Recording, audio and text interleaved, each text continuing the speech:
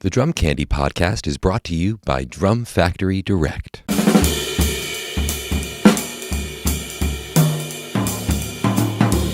What's up, everyone? Welcome into episode 6 of season 3 of the Drum Candy podcast. This is your host, Mike Dawson, coming to you from Drum Factory Direct in Pittsburgh, Pennsylvania. This week, I'm handing over the interview duties to Thomas Wendt, but before we get to that, first of all, happy St. Patrick's Day. Those of you who are playing gigs like me, have fun, be safe, don't drink and drive, get your jig on, I guess. Anyway, happy St. Patrick's Day to everyone who celebrates. Just a little bit of news here. Once again, we are restocking a bunch of stuff over at DFD. So if you've been looking for something or been waiting for something, now would be the time. We do have some chrome over brass hoops in stock, and we're going to be now finally carrying those again. I know it was back in season 1, I was singing the praises of chrome over brass hoops, and then all of a sudden we had a shortage of supply and we couldn't get them, but we have them now. We have chrome over brass. We also have some nickel over brass, so those are really cool. Nickel is my favorite finish. It's a little bit kind of more orange brown versus chrome, which is more like a blue white shiny. Anyway, they look great on old drums and new drums, so go check those out, the nickel over brass hoops. What else? We still have Drum Candy t-shirts on sale. We're going to be probably ordering some new merch soon, but we have the Oxblood fitted shirt or worn-in shirt with the full color Drum Candy logo on it. It's available over on drumfactorydirect.com. What else? The Mark Guiliana masterclass, which is happening on April 29th, Saturday, 4 to 6. We still have a handful of tickets available. So if you're thinking about coming, you might want to book your seat now before they run out. We're capping it at 30. We can't let anybody else in after that.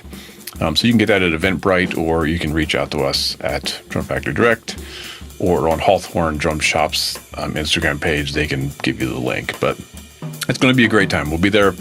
I'll be there all day, and Chris will be there all day. Mark will be there probably most of the day setting up and everything, and then afterwards we're going to be hanging out. So it's 4 to 6, but it's kind of like an all-day event. So come hang out. All right, let's get to it. So this week, Tom Wendt is interviewing Jim White. Jim White is a fantastic drummer and educator. He is currently professor of jazz studies and drumset at the University of Northern Colorado. He has a bachelor's degree from the University of North Texas, where he studied with the great Ed Soph.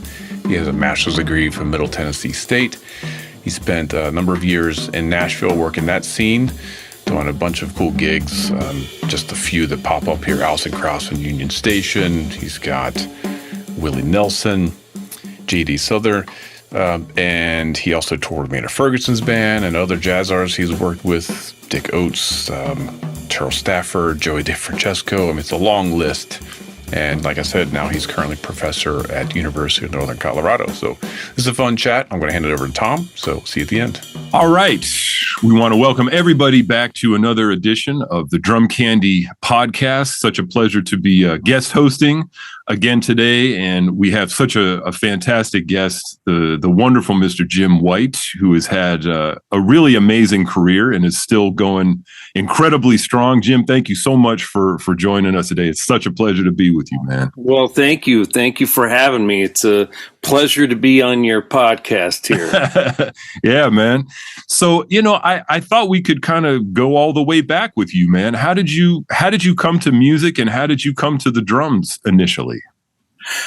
Well, I just had a fascination with it when I was a kid, like really young. And so I would just play along. I had a little record player at home, and, my parents, they were listening to all different kinds of music, but not necessarily like jazz or R&B. They didn't have like Duke Ellington and Stevie Wonder playing in the house. But one of my favorite records to play along with was this Buck Owens record. Wow. And so so I just used to dig that, and I always liked the drummer. Willie Cantu was the drummer that played on all of that stuff. Of course, wow. I didn't know that at the time, but I loved playing along with those records. And then I started getting into Led Zeppelin and Pink Floyd, a lot of the same stuff that people of our generation, listen to. Yep. And my mom, she just said, well, maybe we should get a teacher. I mean, I'm sure I sounded bad.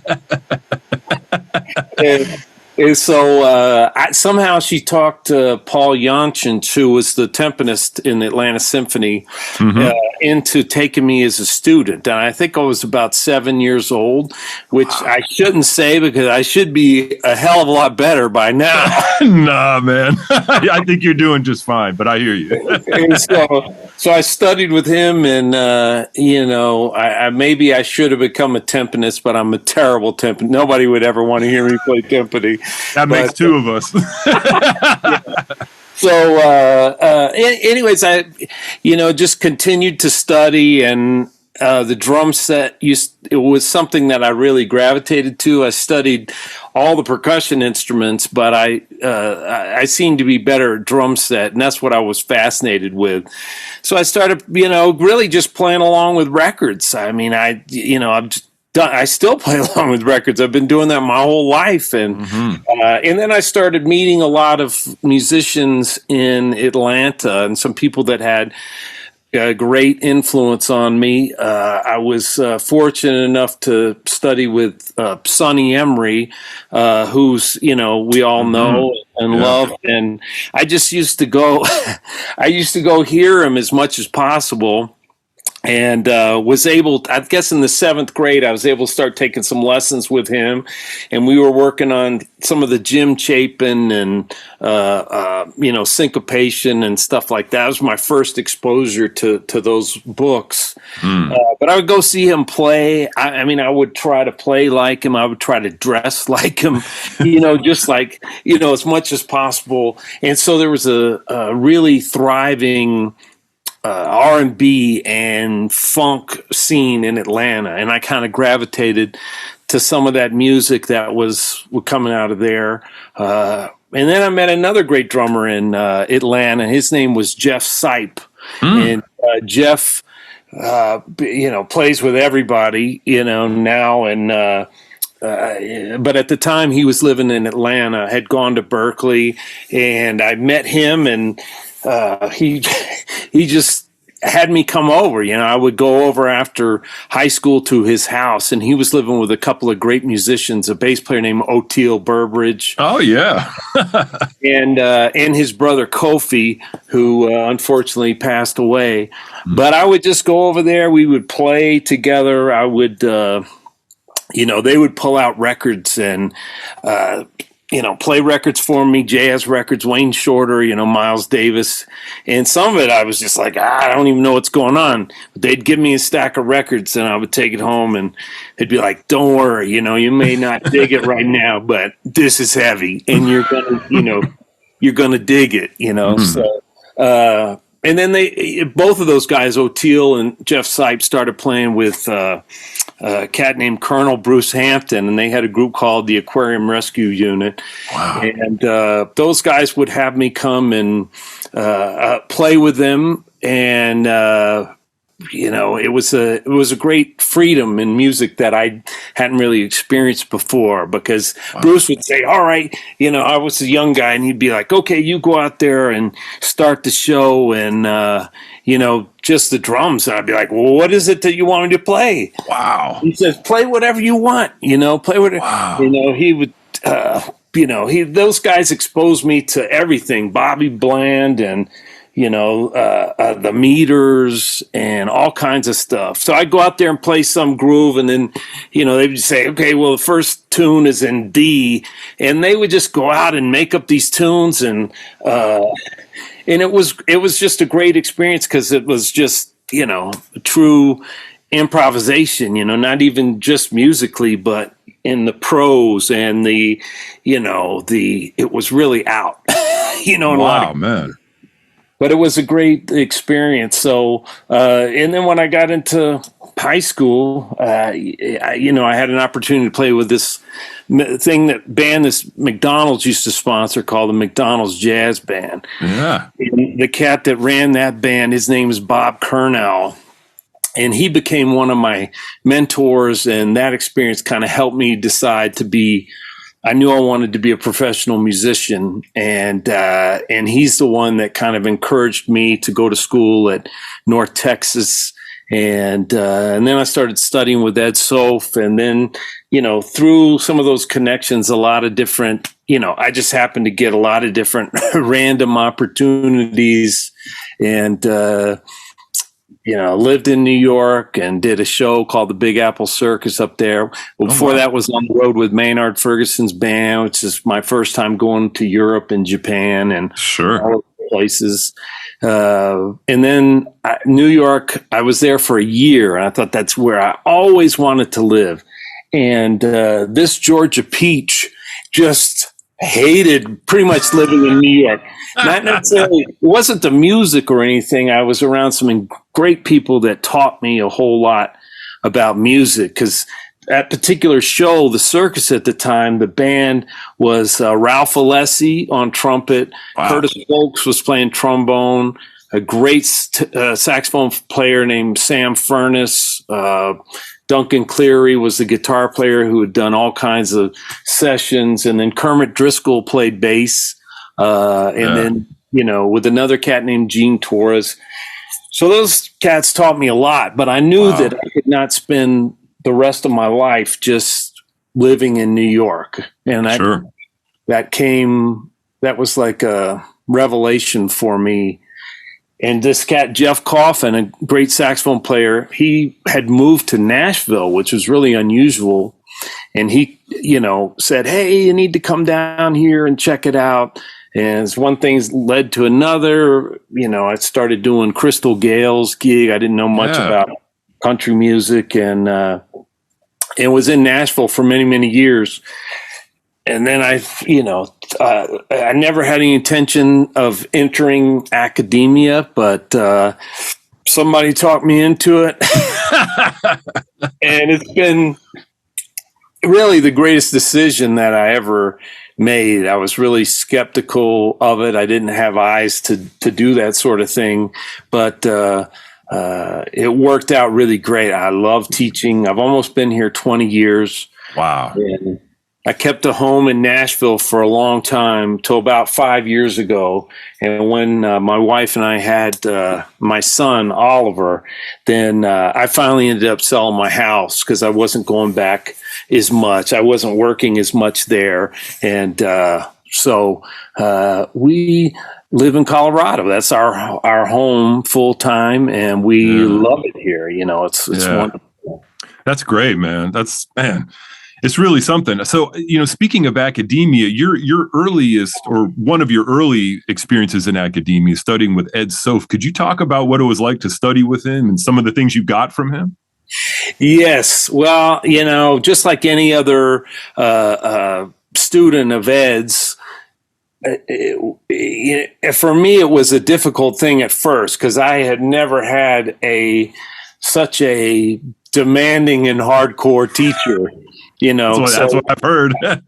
Yeah, and especially his first year there was my first year. He'd come in and he was teaching adjunct. Wow! And he'd come back to Texas. He also had a young son at the time, and when he came back, he'd say, you need to let the stick rebound off the cymbal, and I was like, well, it is rebounding. He's like, no, it's not, God damn it, and I'm just like, whoa,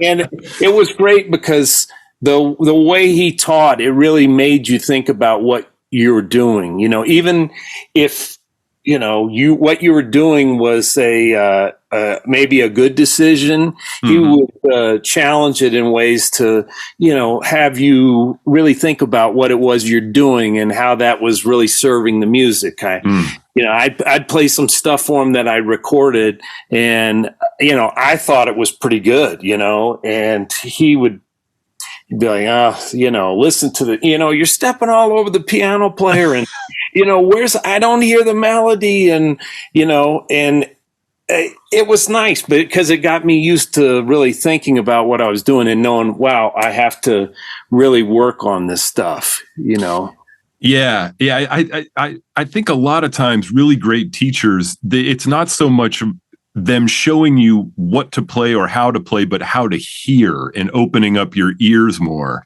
And man, that's such an important part of being a musician.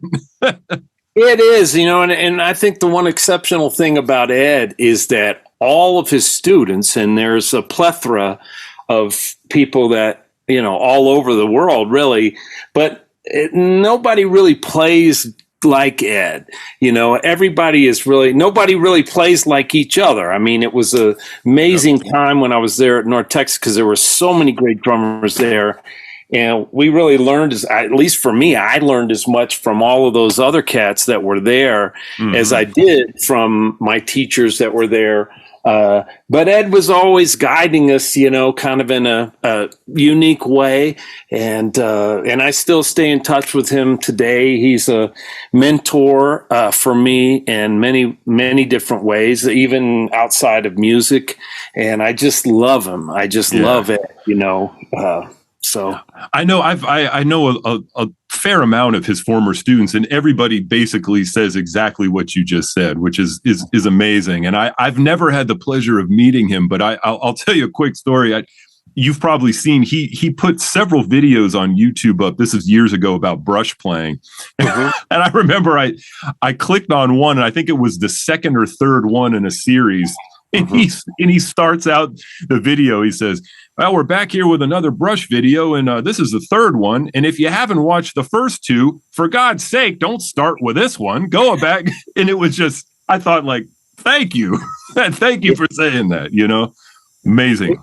And his teaching has evolved so much. Even from when I was studying with him, and I've had him out here to UNC, fortunately, a few different times, and what he does with the students and how articulate he is, and it's just amazing. He's always evolving. He's always listening to new music. It's just a great inspiration. He turned me on to so much different music, and it's like you said, it's having the teaching the ability to hear and a process where people are going to be lifelong learners, right? I mean, that's the deal.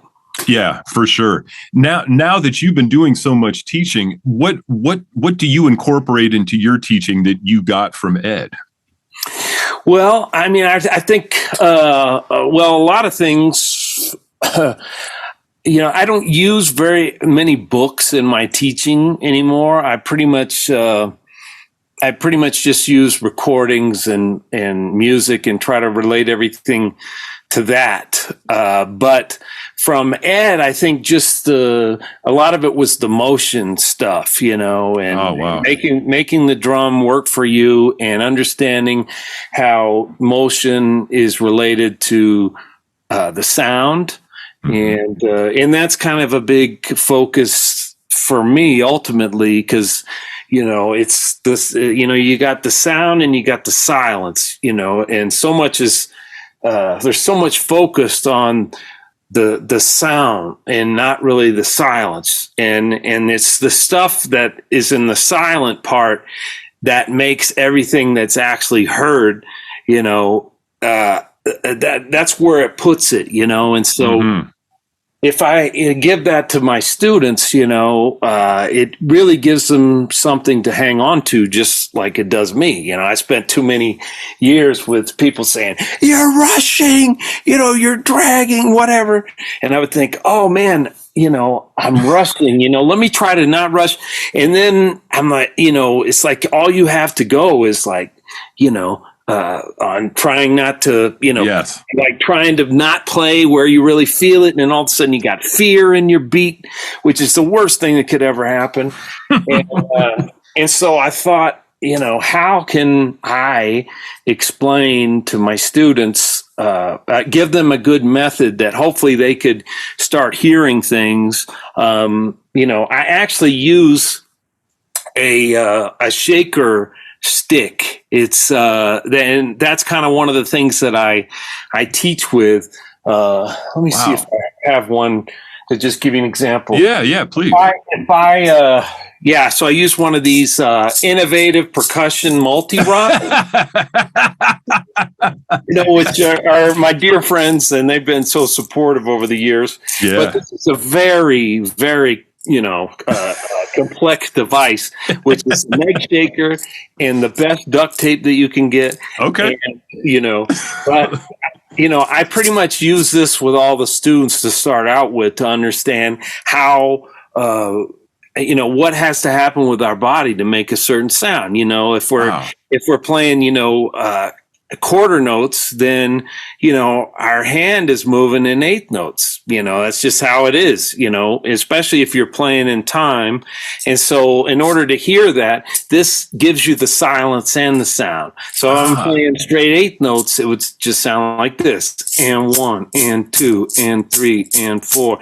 And if you get the silence in time, which is the egg shakers, like your secret decoder ring, then it really helps. And then if you want to play it, triplet subdivision, that motion's going to be different.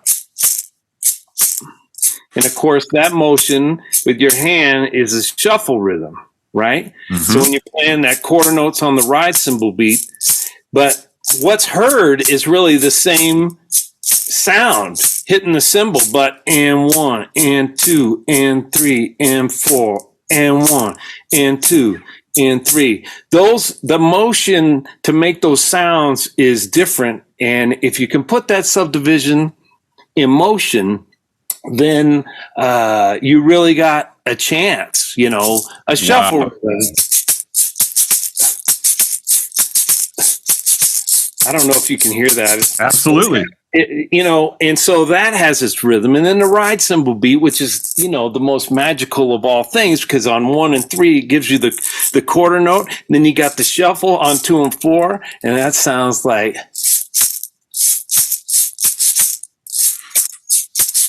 Man. So you have that ba, da, ba, da, ba, ga, da. Man, da, that's incredible. Da, ga, da.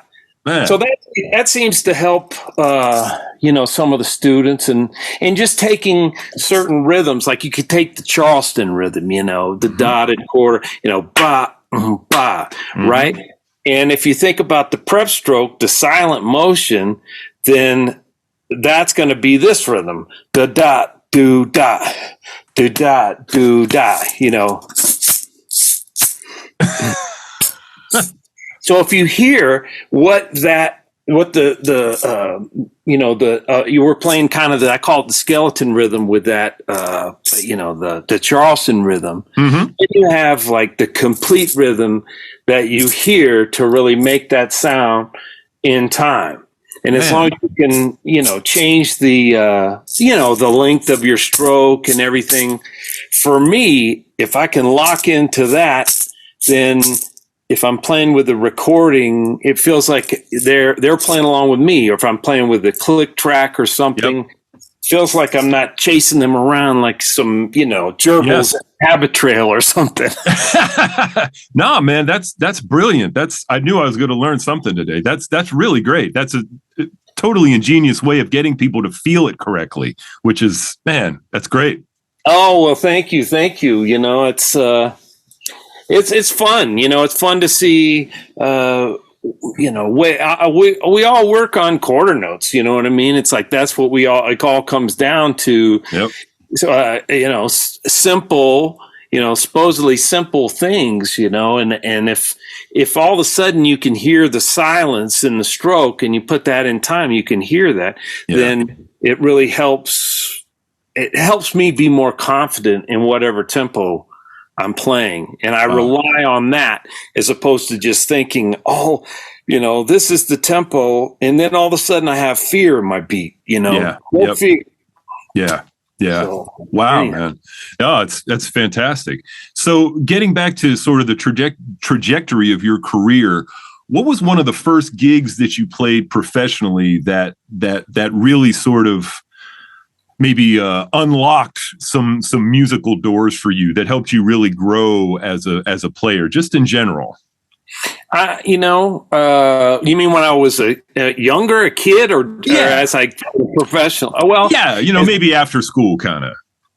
Oh, okay. Well, luckily, I got that opportunity to go out with Maynard's band when I was in school. Oh, wow! And so, they had asked me to come out actually maybe a year before I did. They needed a drummer, and I didn't want to. I didn't really want to leave school. I was learning a lot there at the time, and then it just so happened that they needed a drummer. The same semester that I was leaving, Wow. and so I wanted to finish school. And then I went and put my drums on a plane and went up to Philadelphia and met them they picked me up on the bus at the airport. And then I went and we just played the gig that night. I mean, wow. I can think of maybe one rehearsal that I had for the time that I was on the band, and just playing, every night in,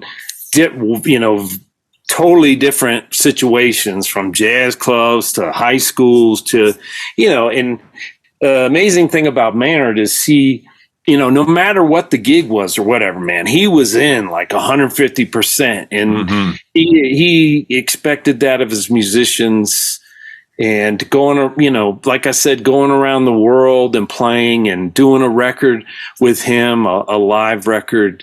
I think that was, pretty much the beginning of me kind of doing a gig like that. Wow. That's amazing. When did you get to Nashville then? Let's see. I probably moved to Nashville in about 90, was in Maynard's band in 92. And then, I spent a little time back in Dallas to save up some money. And then, there was a friend of mine. Unfortunately, he just passed away. His name was Dan Miller.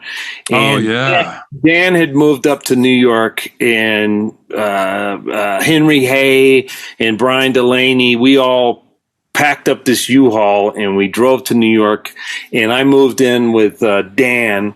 And so I think I moved to Nashville in around 1995, actually. Okay. And then was Crystal Gale's gig the sort of the first one that you got when you were in Nashville, the as far as bigger gigs go? Well, I actually initially I had gone to visit Nashville, and my buddy Chris Brown, who's another one of my mentors, he was on Maynard's band before I was, and he had gone to North Texas, and he had moved to Nashville about the same time that Jeff Coffin did. And so when I was coming up to visit, he had a couple gigs that he couldn't do, and so I subbed on those. One was with an accordion player, and it was a great bass player named Jim Ferguson. Yeah. And we did that gig, and Jim said, "Hey, what's the deal? Are you living here?" And I was like, "Well, yeah, probably going to be living here, And he said, "Well, I work for this singer, Crystal Gale, and she is looking for a drummer. Wow. Her drummer's not really working out." And so, like, the next week, we went to Houston to do a couple of dates with her orchestra, because she did a lot of pop dates and stuff like that.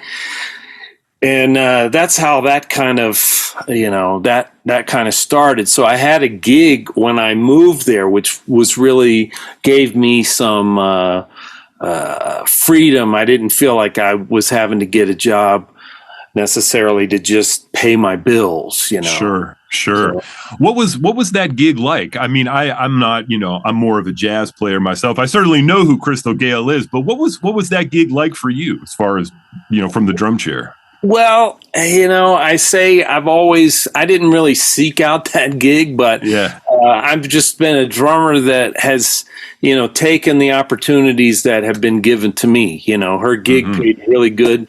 I could make in a day what I would make in a week with Maynard, Yeah. And so, I had to learn to fit into that music and play with an orchestra, and hold it together, and her band was really good at that time. Like, Jim was playing bass, and Mike Loudermilk is a great guitar player. He's John D. Loudermilk's son. So that led to other opportunities. Buddy Spiker was the fiddle player in her band, who was one of the A-Team guys. I mean, played on Bob Dylan's records, like everybody, and he really was helpful when I moved to town because he had a Western swing band, and I didn't know anything about that either. Yeah. And so we would play once a week at this place called Wolfie's that was on Broadway, and that was a great band, and I learned about, Bob Wills and Spade Cooley and all these different bands that I had no idea. But again, it was a gig, and I was just trying to fit in. Yeah. Everybody would come down, to play this particular gig, or to check it out, and a lot of people ended up sitting in. People like Bill Monroe. I never played Uncle Pen before. Which has like a 2/4 bar that I kept screwing up. And Merle Haggard would come and sit in, and I guess the best thing was just having a regular place to play, because I could say, hey, I'm playing here every Tuesday night or Monday night. I can't remember which one it was. And that allowed me to get some of the first recording sessions that I was doing there. Wow. So, and since Buddy was one of the older cats, a lot of times it was the older cats that I got to do those things with. So Buddy Emmons on steel guitar, Bob Moore on bass, Pete Wade on guitar, So, I learned how to play a Ray Price shuffle. There's all these other kind of grooves, Sure. which is basically a brush in the right hand and a stick. But, if you're, people say, oh, well, this is a Ray Price shuffle. I didn't really know what that was, or, Sure. In the Nashville number system, I had no idea, like a 2/4 bar is like a number that's circled, and they would say, oh, this is a diamond. I'm like, a diamond? What the heck is that? But it's basically just a whole note where time stops, And so it's kind of an ingenious system because it's really fast. I mean, they might have a songwriter come in there and just play the tune, on piano or guitar. It wasn't necessarily now where you have like a lot of MIDI demos. And then everybody would be in there writing out their chart, and be very quick doing it. Wow, man. I could say, okay, well, the intro is 11:44:55:11, that's the chords, but it's like, okay, well, that's the intro, Wow, man. So I kind of had to learn that, and I ended up playing a lot of jazz in Nashville, which was really ironic, Yeah. I think maybe one of the things that helped me get a lot of session work there was that I could play with wire brushes. Wow. One of the first sessions that I did there, it was actually Eddie Bayers, who's one of the great, he played on everything. And he hired me to play on a record that his wife was doing. And I'm thinking, why are you hiring me? But that's why he was hiring me, because he knew that they wanted a lot of brushes on the project. And so, I started doing, records with different people, artists that were having, recording an orchestra there. And so, wow, man. Hey, I just try to fit in, you know what I mean? It's kind of like, absolutely. Let's talk, if we could, for a minute about recording, because I know for a lot of musicians, a lot of drummers, it can be very intimidating, especially for younger drummers who are just sort of getting into the business. What are some things that you always keep in mind when you're in the studio as far as your playing goes? Just kind of general stuff that, when you're in the studio, in the studio, do you have like a very different frame of mind than when you're playing live, or is it the same? Is it a bit different? Well, I think a lot of it is the same. Mm-hmm. It depends on what kind of project you're doing, Sure. and there's certain things like in a place like Nashville where everything is recorded live. That was the nice thing. It's like everybody was in the studio together and the music was cultivated as a group. It wasn't like, hey, put your part on later, or it was all, that was the thing. It was a full band, and I loved that. But there was a lot of lessons learned. They record a lot of things to a click there for various reasons, overdubs, which is fine, but I went to do this session that I remember early on, I had a Yamaha RX5 drum machine. And this was kind of before a lot of Pro Tools where the engineer would run the click for you. And so everybody was expected to, the drummers to run their own click and send that feed to the control room. And I had this RX5 and I was using the rim shot, for a click sound. And then they had to overdub a bunch of strings on it. And all the string players were just really upset because I didn't use this one click sound, because they like to have one ear on and one off on the headphones.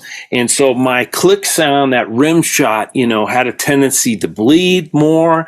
And I realized the cats that were really working a lot, they all used an MPC, and they had this special click in it that was more like a pulse.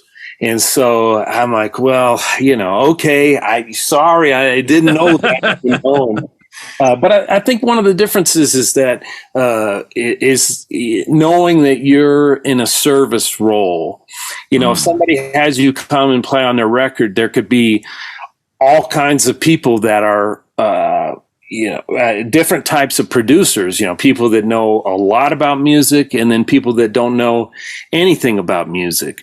And so, but you got to try to communicate with them and make them feel comfortable. And if somebody's asking you to do something, then you need to do it, and you need to try it. And I think I'd come from a thing where I got to do whatever I wanted to do, and that's what people were happy with that. Yeah. And then when people started telling me, that's not working, or can we try something else, or can we overdub a cymbal there? I had a thing where I was just talking to the producer and I was playing a thing again with wire brushes. And he was like, yeah, on that bridge section, I think you need to overdub like stick, a stick, we're going to leave the brushes. I was like, well, I can go to sticks. He's like, oh no, we're going to do the overdub.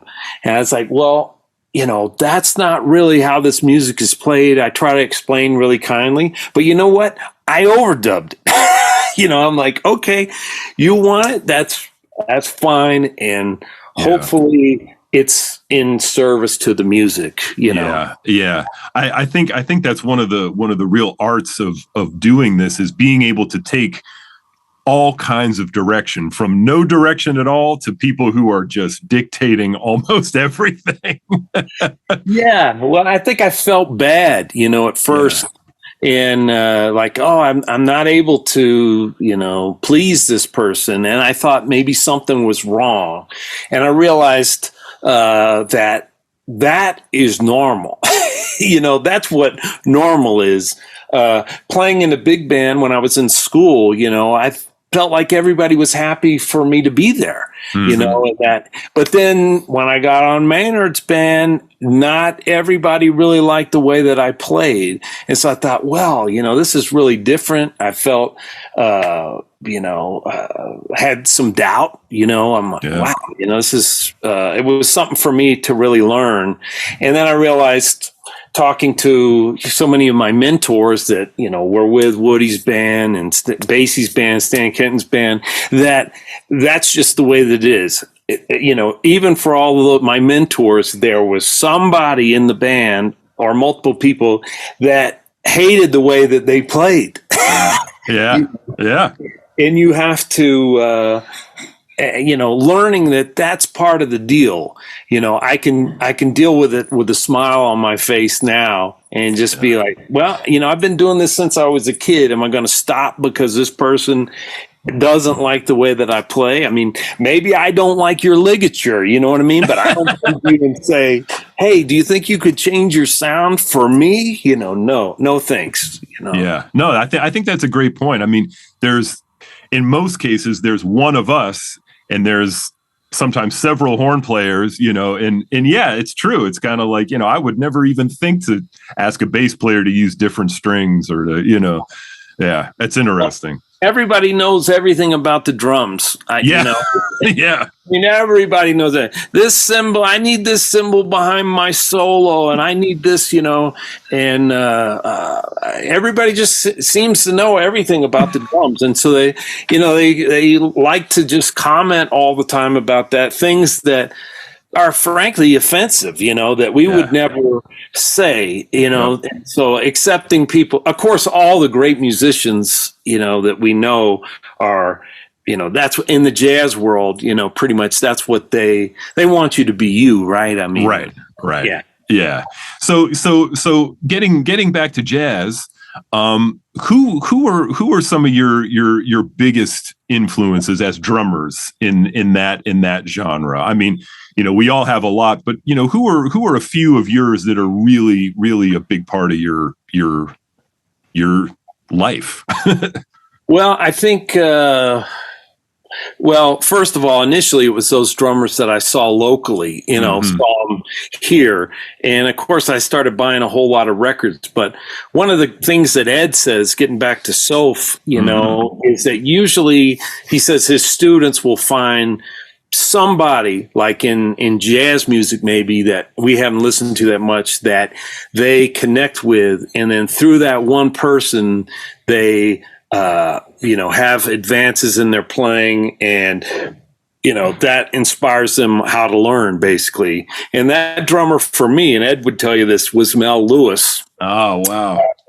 Because I had, there were certain things about playing in a big band that I didn't really do well. I just didn't. And so we would play a lot of those, Thad and Mel charts, and so at that time I just made a point, like if I didn't know a tune, then I would write it down and I would go to like the earliest recording of it and check it out and imitate it, and that gave me confidence. I started building because I was tired of playing even, just standards that I didn't really know, and I realized, okay, well, if we went to hear a band and they're playing Stairway to Heaven and the cat's like, I don't know it, but if you got a chart on it, I mean, like that's iconic, just like certain other, things in the jazz world. So we would never want to hear that, right? Right. So that gave me a lot of confidence, but I listened to a lot of those records and I started to hear things that he was doing to support the band and different stickings, and how, you didn't really just have, younger musicians, they start off, they're looking at that page, right? Which is, a curse in itself, but you have the figures and then you have time. And the figures aren't a part of the time. And it's hard to make that connection until you hear somebody like Mel and the rub-a-dub stickings and the different ways that he would navigate these things with the band without the feeling of the time stopping. Yeah. And so that was, he was kind of the one that really, I got to meet him one time, and that was at he came to see the 1 O'Clock Band play at one of when it was just IAJE before. Yeah. And he was in a wheelchair at the time, but I got to meet him, and that was the last time he ever played. The band was playing there, but Dennis McCrell was playing. He played the gig, and then Mel came up and he played To You, and he didn't even play the hi-hat. It was just the brushes the whole time, and it was like the most beautiful, understated kind of thing. It was it was a great lesson in itself. But you look at all those drummers, I mean, why did people want to play with them? Like Billy Higgins, like they're just magical people, and they're able to support people in a way that actually makes them sound better than what they really do. And to me, what is that? I mean, that's just magic, right? I mean, absolutely. It totally is. I more to that point, I heard a really interesting story about Billy Higgins. This person was telling me that he was talking to, this was years ago, obviously, another horn player who had played some gigs with Billy Higgins. Mm-hmm. And this friend of mine was saying, like, oh, what was it like playing with Billy Higgins? And this guy said, well, it was okay. I mean, he played good, but he really didn't do anything. And this friend of mine told me that it took him a while to realize that Billy Higgins is the kind of musician who matches the energy of everyone else. So if you come with no energy and not much happening, you ain't going to get much from him. You know, he's matching you and then helping you. But if you don't give him anything, he's not going to give you much. He's not one of those kind of drummers. It's very interesting insight into his playing, you know? Yeah, I got to meet him one time. All these drummers that would come to, Soph got all these great older legendary cats to come for this jazz lecture series down there. And I had this old 83 Nissan pickup truck. And it had a Georgia license plate with the big peach in the middle. And I would get to go pick these guys up at the airport, and I don't have that car now, but there's so many different people who go that car. And I remember riding with him and having some great talks. And I was talking about how, I was studying, all of the older musicians and everything. And I think there was a recording that we listened to. I probably made him listen to it on the way. And I remember him just saying to me, as he was like, we can never look back. He's like, we can just, we can just, move forward in what we're doing. And he was just trying to encourage me in his own way to just not discount being who I was, Wow. More so than just playing, stickings or just making sound. It's where you come from, and all of those different things. And we can try to hide those things, but man, I'm from Georgia. I grew up listening to the Allman Brothers. Sure. I still love the Allman Brothers, but there's some mojo in that Southern rhythm. That instead of trying to suck that out of me, there's things that are unique to me that I just kind of need to celebrate and not be so hard on myself, Yeah, absolutely. I think that's an incredibly valuable insight and point for all people, because everybody brings something unique to the table. Everyone has a different life experience, and that's what makes it so great. So I think it's a really great insight, man. Continuing along in the jazz mode, who have been some of your favorite band leaders to work with, and could you talk a little bit about why you enjoyed working with them? Band leaders. Well, I think when I was in Nashville, actually, that was kind of the time that I started to meet a lot of jazz musicians. And if they were coming through town, usually I would get to play with them, which was great. So in Nashville, really, that's where I started my association with a lot of jazz musicians that I would come to play with over the years. Joey DeFrancesco, he came to town. It was the first time that I played with him. And of course, Byron was his drummer. I was never his drummer, but I did a bunch of gigs. If he would be coming to the South, then I would go play that. If he was coming out here, to Colorado, I would play that. And we would always have, talks about music and, what he liked. We did a record in Nashville with a singer named Manny Selleck.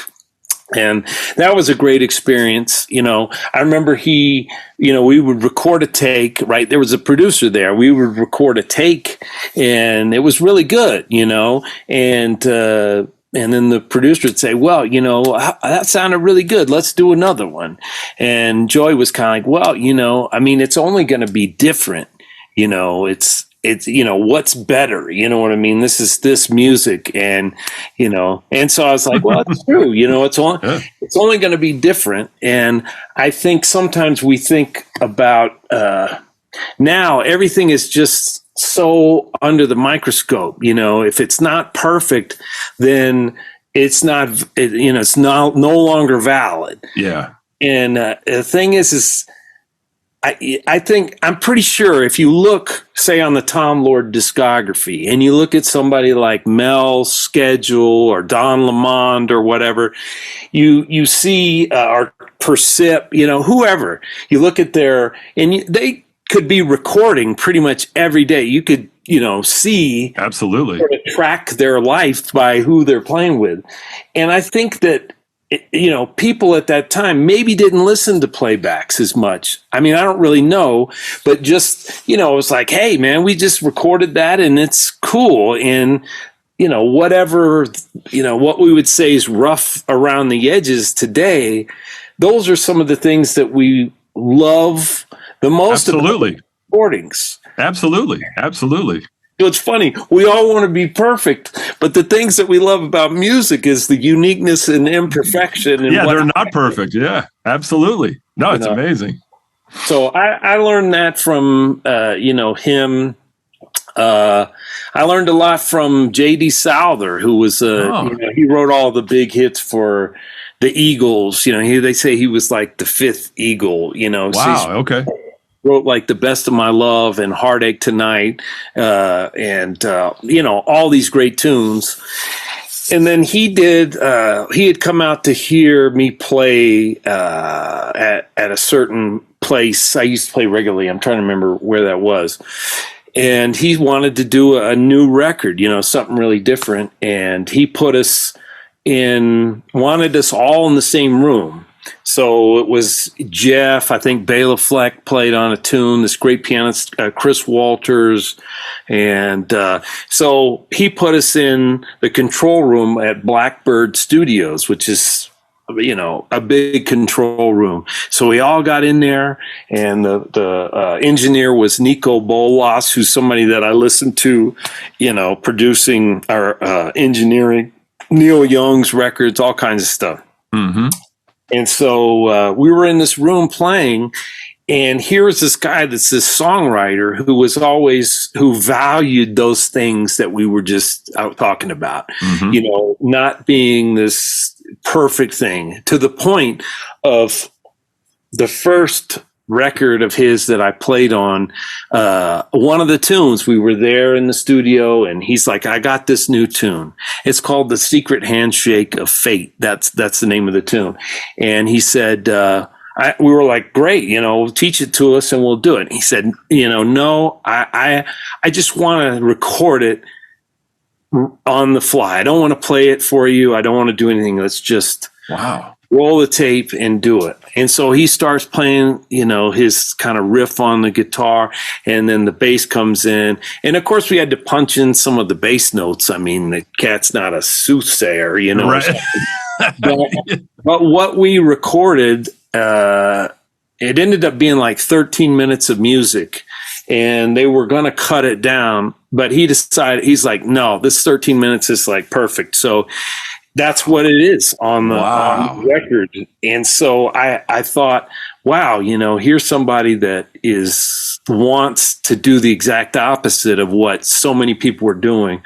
There's a great producer named Charlie Peacock that was in Nashville, and he's produced a lot of like contemporary Christian artists, but he's a very creative guy. And he did this record where it was basically instrumental music, and Joey Barron played on part of it. I played on, maybe 3 cuts on it. And at the time I would ask people, well, what is this? I didn't know if it was going to be some sort of singer, and I didn't really know what drums to take, Right. And I said, hey, what drums what are we doing? What kind of drums do you want to take? He said, man, you bring whatever drums you want. I want you, this is, you. And he did the same thing that JD did. And I took my little, jazz kit at the time, and then he did the same thing. He's like, well, I'm going to play it down, but I want you to play along and just do what you hear. And most of one of those tunes is that take, because he wanted, champion the reaction in the first heat of the moment when you're not necessarily trying to play perfect. And that's right. I forget the name of that record, but it's an interesting project it sounds like it. Yeah. Wow, man. You've had so many varied experiences. It's really cool to talk to someone that has done so much musically that's different. It's great, man. We've got a few minutes left, and I kind of wanted to end by just asking you, what are some of the things that you work on in practice today for yourself? Well, I have been revisiting, trying to get my bass drum quieter, like if I'm playing Brazilian music. I mean, my Brazilian playing, I love Brazilian music, but it sounds like the Allman Brothers. I mean, in some respects, I mean, I'm not from Brazil, you know what I mean? I love that music, and I, play my students like Edison Machado, and we listen to Milton Banana, who's one of my favorites, and for sure. And and Airto, holy cow, Mm-hmm. I listen to that stuff and I love it, but I'm always like, man, if I could play, my bass drum quieter, playing that type of music, or so I kind of work on that. It seems like a basic thing, but it's hard. Yeah. And then, I work on trying to just be more relaxed when I'm playing. I seem to do a better job with my hands than I do with my legs and my feet. Me too. I'm in the same boat with that. Yeah, I struggle with that. What's some of the stuff you do to work on that? I'm curious. Do you just sort of try to focus on it as you're practicing, or? Well, I just some of the ways that I teach that stuff is I imagine that I'm like a marionette puppet, right? And then if I had a string tied to my middle toe, you know what I mean? Then I want to be able to. I want the relaxed position to be, not just with, my feet heavily down. I see that, a lot of my students, they learn how to play, really heel up, where everything that the relaxing point supposedly is where the beater is against the head, or the hi-hat is just completely closed as hard as it can. So how can you, you got to work to get the foot back up, Absolutely. So, I talk about that marionette puppet thing where you're pulling it up, and it's the same thing with, I try to match the speed of my hands, if I'm playing the quarter notes. So I have that top of the stroke in my bass drum, if I had a little shaker on the bass drum pedal, which I've done before, and then it just reveals that I really suck at it, I hear you. But I kind of practice that way. I have to really practice, playing heel down and still being able to get kind of a bigger sound out of my bass drum when I need to.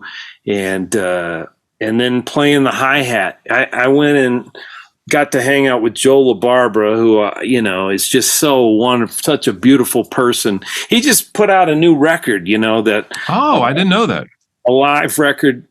And I just ordered my vinyl copy, Nice, so man. I'm going to look forward to seeing him. But anyways, I was over at his house, and we were playing together and, trading a little bit. And he was like, yeah, that's, that sounds good. And he's like, well, let's do it again, but this time, just keep your heel on the pedal of the hi-hat, And I was like, he could sniff out my weakness, you know what I mean? He's like one of those, and so he would go right to it, and then he would, like a doctor, he would write a prescription, for things to help. And I just love that stuff. I love it, and anytime I can spend time with somebody like that I just, cherish that. Even though I feel sad, like, anyways, they're all very encouraging though, but it's nice to, for people to maybe care about you enough to actually mention things that they hear, that absolutely. It's not really criticism as it is love, and absolutely. I wish more younger students understood that. It's like, no, I don't dislike you. I'm trying to help you. yeah. What are you here for? Why, Right. Wow, it's amazing. I struggle too with bass drum playing. I actually am a heel down player. I always have been. So I actually struggle when I need more volume, especially if I need to play more notes. Like I have a pretty low threshold for being able to play heel up and actually control it. So it's challenging, man. It's a never ending cycle of just working on stuff, Well, yeah, to be able to, you would always say, you need to be able to play, at every tempo and at every different dynamic level. It was like one of those things across the board. And so that's always kind of stuck with me. And so playing certain dynamics is hard for me at a certain time, and maintaining an intensity in the music. Jeff Hamilton was here at school about a week ago, and he, I love Jeff. He's, one of my mentors and heroes, and they played this Brazilian thing, and, his touch on the bass drum was just, like out of the realm of anything that I am doing currently. I hear you. And I was just like, wow, and it's so relaxed, it's just because, tension is evil. It is, man. It's the devil. I know. So it is, man. Well, thank you so very much, man, for taking the time. I know how busy you are, and it's been such a pleasure to kind of meet you in person and to get a chance to talk. I thank you for everything that you do, man. It's really inspirational, and I don't know what else to say, man. I'm glad you're here. Well, thank you. Yeah, well, I appreciate you having me, and of course, I feel like I know you already, before we even met. But I'm really, I'm honored that you would ask me to come on and be on the show here. So it's always great talking to you, and anytime. I look forward to hanging when I get up. Absolutely, man. We'll figure it out, but we'll definitely do a part 2, man, because there's a lot of other stuff I want to ask you about. So we'll get that happening in the future for sure, man.